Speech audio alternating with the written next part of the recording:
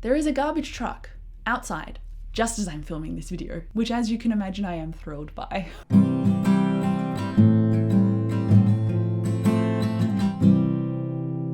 Hi, I'm Becca and welcome to my April wrap-up. I read 5 books during the month of April. I also put down 2, so let's get into what I read and what I didn't read. The first book is Even Though I Knew the End, and this was a very, very short audiobook, like an audiobook novella that I listened to at the beginning of the month. I initially described it as Sapphic Dresden Files, and it kind of is, but I only liked it instead of loved it just because of the different ways it was written. To be fair, it was a very contained novella, and that's kind of what you want, but to me that made it a little bit predictable, unfortunately, and some of the miscommunication between the characters made me not get as immersed as I was hoping to be. The world building though was pretty great for something that was such a contained and short story, but another thing that really annoyed me about it was when the siblings as characters talk to each other, they'd be like, okay, brother, or yes, sister. And I'm like, I get that you're siblings. You don't need to reinforce it. Like, I've got a sister and I never call her that in a sentence.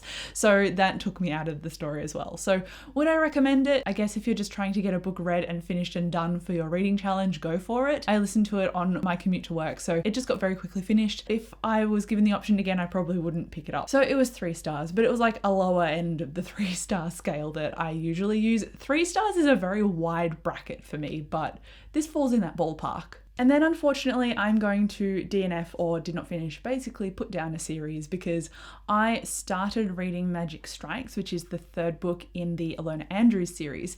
Now theoretically this is an urban fantasy, it's about werewolves and vampires and hunters, and I thought I would, be one of the massive fans of this series because the fandom is huge, it's always very welcoming, but I just don't really think this series is for me. I kept tuning out from the audiobook, which generally doesn't happen to me unless I'm disinterested, and I feel like the tone of voice in here wasn't strong enough for me to latch onto. I'm not sure why. I think it's just a personal taste thing, not necessarily anything that's wrong with the book per se, but I just was not getting into it. So unfortunately, because the writing style wasn't gelling for me, the tone of voice wasn't really coming across, and because I thought I would love the characters and connect to them more in the 3rd book, which Magic Strikes is the 3rd book in the series, I thought that I would connect to them more, but that wasn't really happening. So I thought, why am I continuing a series that's going to be 3 stars or below? Because I want to love books that I'm reading, and this wasn't quite hitting the right note for me, so I've decided to put the whole series down and not continue, which I'm glad I actually went and I got the audiobook from my library rather than going out and purchasing the rest of the books, which I was going to initially do. I'm glad I didn't actually spend that money, so I feel like I kind of dodged a bullet there because it's a very long series. Then I have a book that was on my anticipated releases video, and The Tea Dragon Society by this author got a 5 stars for me. I adore that book, but I read and bought The Moth Keeper by Kay O'Neill, and they tend to write lovely stories, and that's what this was, except again I only gave it a 3 stars and I really wanted to give it a 5. This is essentially a low stakes story about Anya, who is tasked with keeping the moon moths safe because she lives in a nocturnal society, and the moon moths really boost their flora and fauna in the area. They're kind of integral to the environment there, and so because this is a role that is quite lonesome, characters just didn't communicate that they were feeling certain things, and the society kind of realized how they were treating Anya after the fact. And so it was great in terms of the world building because you really felt like they were a real society. But when it came to the characters, they were supposed to be like mentors and friends, and they all kind of felt a bit flat, and I'm not sure why. The art style was absolutely beautiful and the coloring was immaculate, but I just couldn't get into, again, the characters. Characters seems to really be where it falls off for me. If the characters aren't convincing me and I can't get into your story through the characters, then I don't care about it as much. So yeah, I was just checking my notes and I said that the pace dragged a little bit, and it really did feel like the first 2/3 were really drawn out and then the ending was pretty quick. And that really contributed to my attention span because I was like, I don't really care about these characters as much as I thought I would. I'm not as invested as I want to be. This story is dragging along. Oh cool, the ending.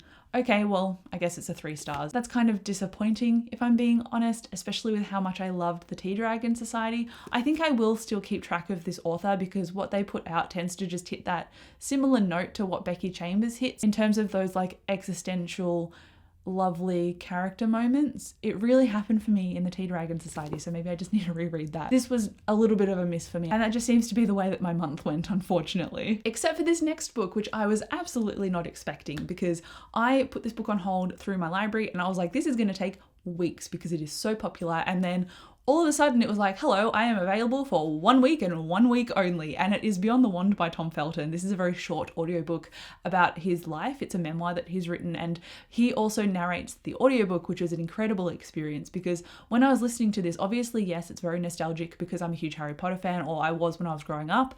And so he talks about that part of his life because it was such a massive part of his life. But he also discusses the different psychology that goes along with that because he's talking about parasocial relationships in here and how as a child he had particular substances involved with his growing up and how those contributing factors like his audience and his coping mechanisms really brought different things to light in his life. I'm trying not to spoil anything majorly, but I just really enjoyed, or maybe enjoyed is the wrong word, but I really valued his discussions about mental health and about growing up in this industry and how he talked to you with different stories and said like, these people thought I was Draco Malfoy and I'm Tom Felton. And so there was that kind of cognitive dissonance between fans, even adult fans who would just go, why are you treating Harry so badly? And he was like, Harry's a fictional character. So it was really fascinating to listen to, and I ended up giving it 5 stars. I really loved this book. It was just light enough that it was disarming and it let you kind of sink into the story, but it also discussed heavier themes, obviously, within the narrative as well, but not until a little bit later. So it kind of like draws you in first and gets you comfortable. I wrote in my notes that this is very much like you're sitting across the table from Tom Felton having a cup of tea and he's just telling you his story. It was very personable that way, and I think that's part of the reason that I really liked it, because of the discussion, but also how I felt involved in his story. I'm just really happy that I enjoyed it because I don't usually read nonfiction, and this was definitely an outlier for me, and it turned out to be the only 5 stars that I had this month, so thank you very much to Tom Felton for writing his memoir. Then I tried a book called A Touch of Darkness, and it was an audiobook I borrowed from my library. It's a Hades and Persephone retelling. It's like an urban fantasy romance, and I was like, this could potentially be good. But unfortunately, I just did not like the descriptions. I didn't like how the characters were getting on with each other, and it just fell down for me. I ended up putting it down at 17%. It had that broody kind of possessiveness about the romance, and while that can be done in an interesting way that falls into that dark romance category, it's just not something that I'm interested in at all. Like, give me characters that are self-aware, that are emotionally available. I don't need any of this broody crap that is kind of almost on the fence manipulative. It is not what I'm here for at all. So that's why I put it down. Then I finished a novella that I was like, I genuinely don't know whether I want to rate this 2 stars or 4 stars. I usually rate books based on my enjoyment, but also how well I believe or perceive the book to be written. So the book I'm talking about is Galatea by Madeline Miller, and this is based on obviously a Greek myth like all of her other works, Song of Achilles and Circe namely.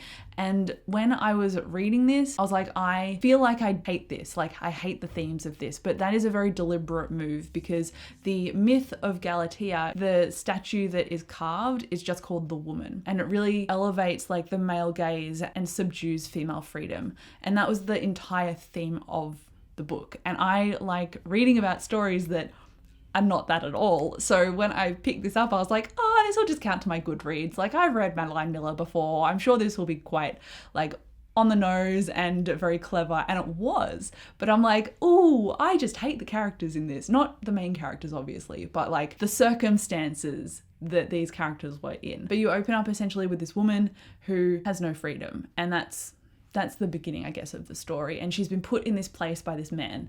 And so she's not really got any way out easily. I'm going to read out the few themes that Madeline Miller put in her acknowledgements. So she said the fetishization of sexual purity. She also said elevating male fantasy over female reality. And lastly, finding freedom in a world that denies it to you. So the book really captured all of those things in a spectacular way that made me very angry. But that was the design of the book. So that makes me go, well, do I give it a 4 stars? But then I didn't necessarily enjoy the content, but I appreciated it. So do I give it 2? So I just left it unrated because I'm indecisive. But I read Galatea. I've kept up with Madeline Miller's releases. I think I would encourage you to read it, I guess. So maybe I should lean more towards a 4 stars because if I'm going to recommend it, I technically enjoyed it. So I honestly don't know. I read Galatea. I finished it. I was angry.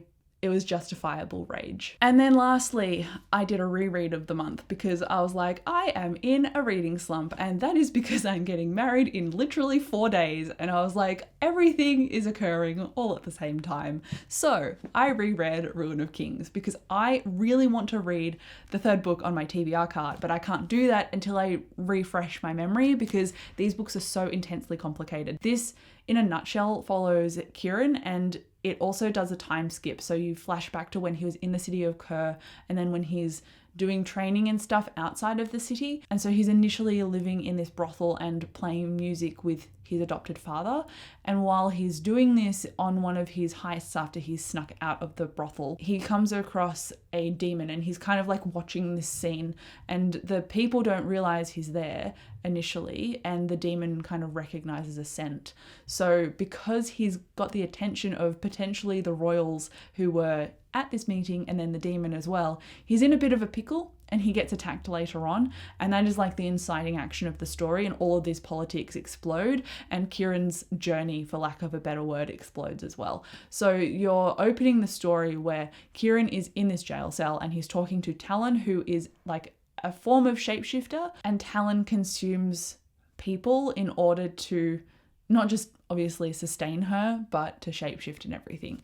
So because she can read minds and absorb people, like obviously she's a very evil character, and she is forcing Kieran to tell his story and tell the truth. So you're getting the story as they are narrating it to you. You're getting Kieran's flashbacks and Talon's like filling in the gaps as well. So it's really multifaceted in terms of all of the royalty and the magic and all of the gods and stuff. So it's quite complex, which is why I needed to reread it. And I think I have a newfound appreciation for it because this is laced with foreshadowing, but I had absolutely no idea that it was laced with foreshadowing the first time I read it. So you can read it and just kind of stumble through it the first time, and then the reread, you're like, oh my god, this was signposted in like the beginning of the book, and it is something that happens in even at the end of book 2, like, but you don't realize that when you're reading it. And that is the beauty of a book like this. It is so complicated, but in such a delicious way. So I ended up really loving this. I loved it the first time around as well. I gave it about 4.5 stars, and that's the same rating I gave it the first time.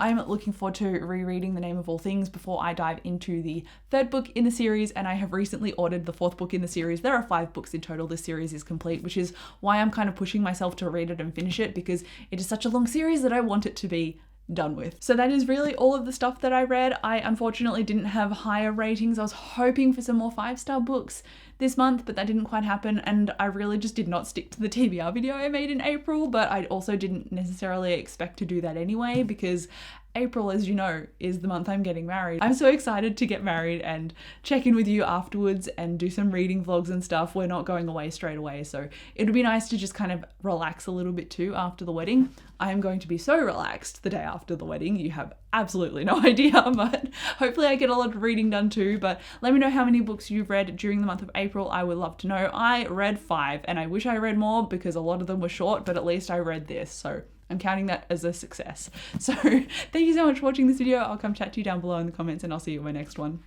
Bye.